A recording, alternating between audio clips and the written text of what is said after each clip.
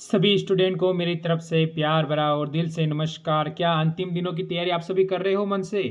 चलो तो आज का पता लगाते हैं। आज की इस क्लास के अंतर्गत कितने क्वेश्चन आपके सही होते हैं वो आपको अंत में कमेंट करना, क्योंकि आप सभी बारिश के मजे भी ले रहे होंगे साथ में और पेपर की तैयारी भी कर रहे होंगे।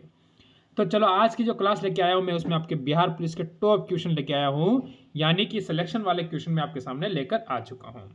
आप सभी को पता है अब अंतिम दिन चल रहे हैं, गिने चुने दिन आपके पास रह गए हैं जिनका पेपर आ चुका है। तो पहला क्वेश्चन हम डिस्कस करेंगे वो क्या कहता है। देखो पहला क्वेश्चन हमें कह रहा है चिकन नेक निम्न में से किस सीमा को जोड़ता है, यानी वो कौन सी सीमा को जोड़ता है ये हमसे कह रहा है। अगर इसमें हम जाएं तो ये कहेगा भारत और चीन, भारत और बांग्लादेश, भारत और म्यांमार, भारत और नेपाल, यानी किसकी सीमा को जोड़ता है? तो हम कहेंगे मेरे दोस्त ऑप्शन नंबर बी, भारत और बांग्लादेश की सीमा को जोड़ता है। बढ़ो अगले क्वेश्चन पर। क्वेश्चन नंबर 2 आपके सामने। सालारगंज संग्रहालय कहाँ है? सालारगंज जो संग्रहालय है वो कौन से राज्य की राजधानी के अंदर है ये आपको बताना है। दो चीज क्लियर करेंगे, राज्य और राजधानी। अब बताओ यहां से देहरादून, लखनऊ, हैदराबाद, पटना। यहां से अगर आप राजधानी क्लियर करो, पटना सभी को पता है किसकी है? बिहार की। चलो आगे आ जाओ। हैदराबाद किसकी है? तेलंगाना की। चलो ये भी क्लियर हो गई। लखनऊ किसकी है? उत्तर प्रदेश की। उत्तर प्रदेश की। देहरादून किसकी है? उत्तराखंड की। तो ये तो हो जाती है राजधानियां, यानी सभी राज्य और राजधानी आपकी क्लियर होती है यहां से। और अब आप कहोगे हैदराबाद, जो कि ऑप्शन नंबर सी बिल्कुल सही है। बढ़ो अगले क्वेश्चन पर। नलकूप का उपयोग किस क्षेत्र में होता है? तो आपको पता है नलकूप, जैसे कि यहाँ से जिस क्षेत्र में आपको पता है भूमि, यानी आप कह सकते हो कृषि। अब नलकूप आप नदी में क्या करोगे? नदी में आपको इसकी जरूरत नहीं पड़ेगी। सतह पर समुद्र में इसकी जरूरत आपको नहीं पड़ेगी। हाँ पानी के लिए हाँ पड़ सकती है, वो बात अलग है, पर इसका क्षेत्र यानी इसका उपयोग क्या करेंगे? भूमिगत जल में, जहाँ से अंदर से ज़्यादा भूमि होगी, भूमि अंदर जो जल होगा, जो कि कम से कम आप देख सकते हो 100 गज है, 200 गज है, फीट है, अंदर है, वहाँ से पानी निकालने के लिए इसकी जरूरत पड़ती है। यानी जो आप बोर करवाते हो ना उसमें इसका उपयोग करते हैं। ऑप्शन नंबर बी हो जाएगा। बढ़ो अगले क्वेश्चन पर। किस महाद्वीप में सरीसृप नहीं पाया जाता है? यानी ऐसा कौन सा महाद्वीप है जिसमें सरीसृप नहीं पाया जाता है, यह चीज आपको बतानी है। अब महाद्वीप आपके सामने कौन सा है? 4 महाद्वीप आपके सामने हो जाते हैं।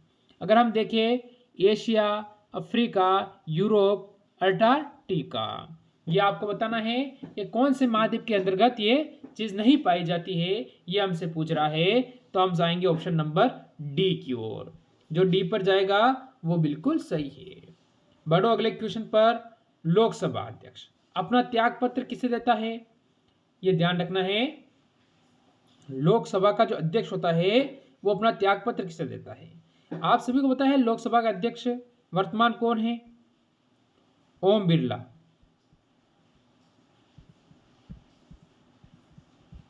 ओम बिरला है जो भी वर्तमान क्या है, ये ओम है, आपको ध्यान रखना है। ओम बिरला वर्तमान अध्यक्ष है किसके? लोकसभा के। ये कोटा सीट से सांसद है। कोटा जो शिक्षा की नगरी है आप सभी जानते हो, राजस्थान के अंदर, वहां से सांसद है, ये आपको ध्यान रखना है। ठीक है, अब ये देंगे किसको? लोकसभा उपाध्यक्ष को। ऑप्शन नंबर डी यहां से बिल्कुल सही रहेगा। आगे बढ़ो क्वेश्चन नंबर 6 की ओर। दंत चिकित्सक अवतल दर्पण का उपयोग करते हैं क्योंकि इन पर निर्मित प्रतिबिंब होता है। यानी अवतल दर्पण होता है, ये ध्यान रखना है, उस पर प्रतिबिंब कौन सा बनता है वो उपयोग करते हैं। तो हम सभी क्या कहेंगे मेरे स्टूडेंट? आप सभी कहोगे वास्तविक है, आभासी है, तो कौन सा बनता है ये आपको बताना है। तो आप कहोगे आभासी और बड़ा, यानी कि आभासी और बड़ा ऑप्शन नंबर बी आप सभी का बिल्कुल सही है। अरे भाई आपका सभी का बी एकदम सही रहेगा। यहाँ पर बढ़ो अगले क्वेश्चन की ओर, क्वेश्चन नंबर 7 की ओर। वाहनों की हेडलाइट में प्रयुक्त दर्पण कौन सा होता है? आप सभी पता है वाहनों की हेडलाइट यानी जब आप वाहन चलाते हो, जैसे आप बाइक चला रहे हो या आप फोर व्हीलर चला रहे हो, तो उस समय जो आप दर्पण यूज करते हो वो कौन सा है? साइड में, यानी उसमें कह रहा है, ठीक है, हेडलाइट, हेडलाइट होती है ना, उसके बारे में पूछ रहा है, तो उसमें भी अवतल दर्पण का ही हम उपयोग करते हैं, ये आपको ध्यान रखना है। चलो अगले क्वेश्चन पर। एक अवतल दर्पण की वक्रता केंद्र पर एक वस्तु रखी गई है, इसका प्रतिबिंब कहाँ बनेगा? जो इसका प्रतिबिंब है वो कहाँ पर बनता है, ये चीज हमसे पूछ ली थी इसने। तो अब प्रतिबिंब कहाँ बनेगा वो हमको बताना, जैसे फोकस और बताना केंद्र के बीच। तो बताना केंद्र के बीच तो नहीं होगा, ये तो गलत है, ऑप्शन ही से कट जाता है। फोकस पर बन सकता है, वक्रता केंद्र पर, या वक्रता केंद्र पर से, या नहीं, दोनों सेम ही आ रहे हैं। तो आप चले जाओ ऑप्शन नंबर डी की ओर। ऑप्शन नंबर डी यहां से बिल्कुल सही है। बढ़ो अगले क्वेश्चन पर। देखो, भाषा जिसे कंप्यूटर समझता है वह निष्पादित करता है कहलाती है, क्या कहलाती है? निष्पादित करता है।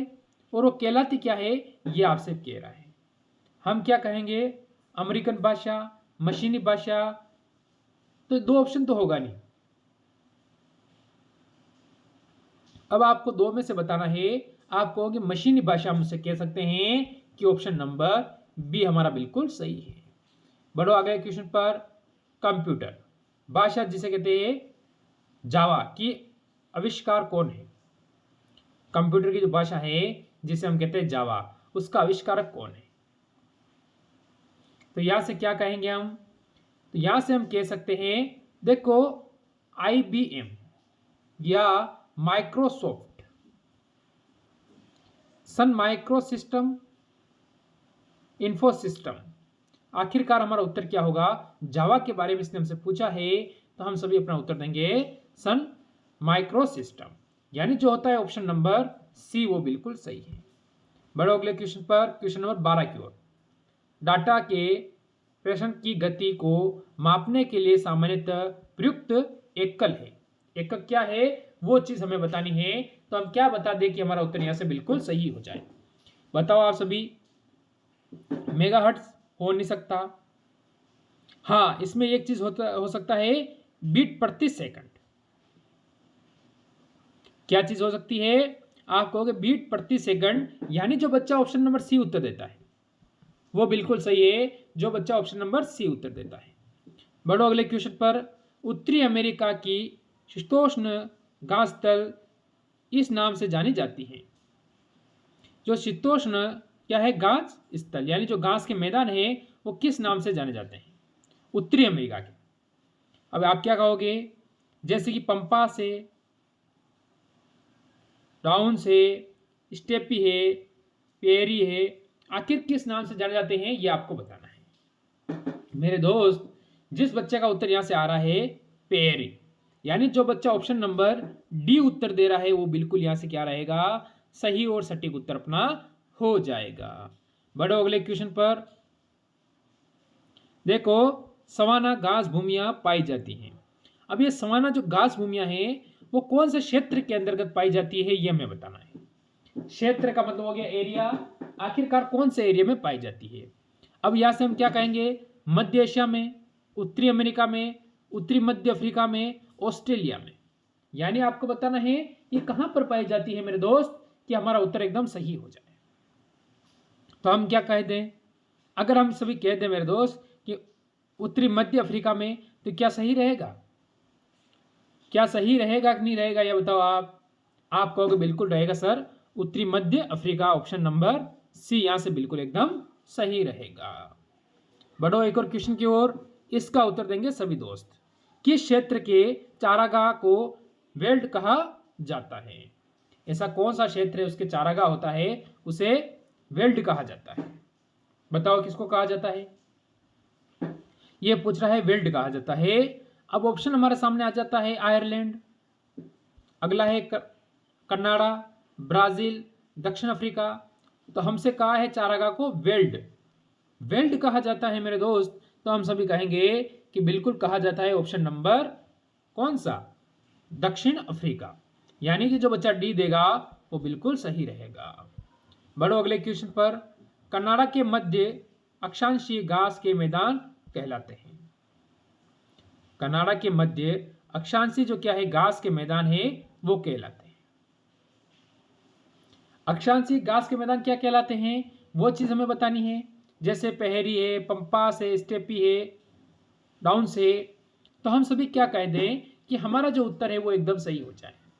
मेरे दोस्त मेरी बात आप यहाँ पर समझने की कोशिश करेंगे तो आप सब कहोगे सर यहाँ से अगर पहेरी कह दें यानी ऑप्शन नंबर ए हम अपना उत्तर दे दें तो बिल्कुल सही रहेगा।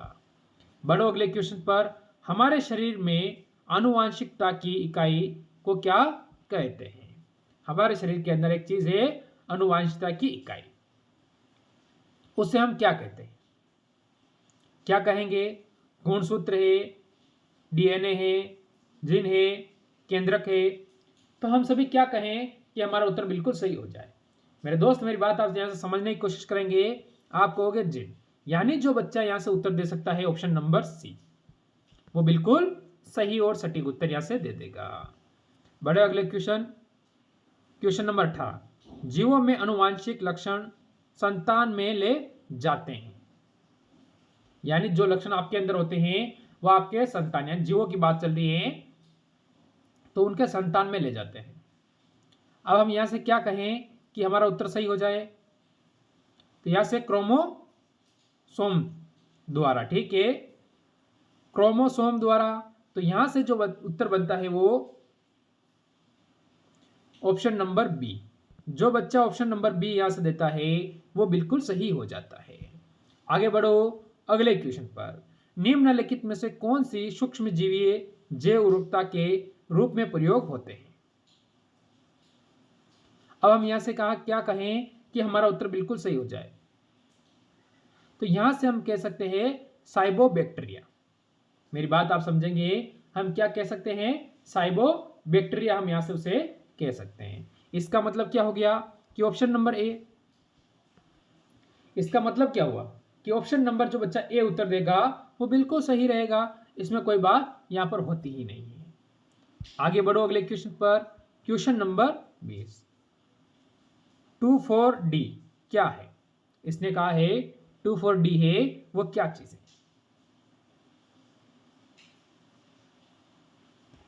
ये एक ऐसी चीज है आपको पता है जैसे कि कीटनाशक, एक विस्फोटक, एक कवकनाशी और लास्ट आपका ऑप्शन बनता है एक खरपतवारनाशी, ऑप्शन नंबर डी। तो यानी हमारा उत्तर होगा एक खरपतवारनाशी, ऑप्शन नंबर डी जो उत्तर देगा वो यहां से बिल्कुल सही है। बढ़ो अगले क्वेश्चन की ओर। होमी भाभा पुरस्कार निम्न में से किस क्षेत्र के विशेष योगदान के लिए दिया जाता है। होमी भाभा पुरस्कार क्या इसके बारे में बता सकता है। कॉस्मिक किरण भौतिकी, यानी देखो सिद्धांतिक भौतिकी तो कभी नहीं होगा, लेजर भौतिकी भी नहीं होगा, अंतरिक्ष अनुसंधान ये भी नहीं होगा। तो यहां से ऑप्शन नंबर जो बी की ओर जा रहा है कॉस्मिक किरण भौतिकी वो बिल्कुल सही रहेगा यहां से अपना उत्तर। आगे बढ़ो। भारतीय रिजर्व बैंक जिसे आप कहते हो आरबीआई ने 14 मार्च 2019 को किस निजी बैंक की घोषणा किया। यानी निजी बैंक की घोषणा की थी, किसने की थी, आरबीआई ने। यानी भारतीय रिजर्व बैंक इसे हम बोल सकते हैं आईडीबीआई। यानी ऑप्शन नंबर क्या रहेगा, आईडीबीआई। ऑप्शन नंबर जो ए देगा वो यहां से बिल्कुल सही और सटीक रहेगा। बताएंगे जल्दी उत्तर। वैदिक लोगों द्वारा किस धातु का प्रयोग सबसे पहले किया गया था। वैदिक लोग थे वो ऐसी कौन सी धातु है जिसका प्रयोग सबसे पहले करते थे। चांदी, सोना, लोहा, तांबा, आखिरकार किसका प्रयोग सबसे पहले करते थे। मेरे दोस्त आपको यहां से बता देना है। क्या कहेंगे हम कि बिल्कुल सही हो जाए। हम अगर यहां से कह दे तांबा, ऑप्शन नंबर डी यहां से जो बच्चा देगा वो बिल्कुल सही रहेगा। अगला क्वेश्चन कहता है होमो सैपियंस पद का शाब्दिक अर्थ है। होमो सैपियन पद का जो शाब्दिक अर्थ है वो क्या है? मानव बुद्धिमान है, मानव सर्वोच्च है, मानव सर्व पक्षी है। तो हम यहाँ से क्या कहेंगे? मानव मूर्ख है। तो मूर्ख तो होगा नहीं, क्योंकि होमो सैपियन से अगर जो बात आई है यहाँ पर जो शब्द कहा है वो मानव बुद्धिमान से आएगा, यानी ऑप्शन नंबर ए पर चले जाएंगे। आज का लास्ट क्वेश्चन हमें क्या कहता है वो देखते हैं कि 1857 के स्वतंत्रता संग्राम के समय इंग्लैंड शाही तख्त पर कौन विराजमान था? यानी इंग्लैंड का जो शाही तख्त था उस पर कौन था ये आपको बताना है, जो कि ईस्ट इंडिया कंपनी का यहाँ से साम्राज्य खत्म होता है और डायरेक्ट विक्टोरिया के हाथ में चला जाता है। अब बता दो। तो आप सभी कह दोगे सर अपने उत्तर तो आप ही ने बता दिया है, क्या है? महारानी विक्टोरिया, यानी ऑप्शन नंबर बी हो जाएगा। तो ये थे आज के टॉप क्वेश्चन। कैसी लगी क्लास? अच्छी लगी हो तो लाइक शेयर करना। मिलते हैं कल एक और नई क्लास के साथ। सभी को जय हिंद जय भारत। तैयारी करना नहीं भूलना है आपके यूट्यूब चैनल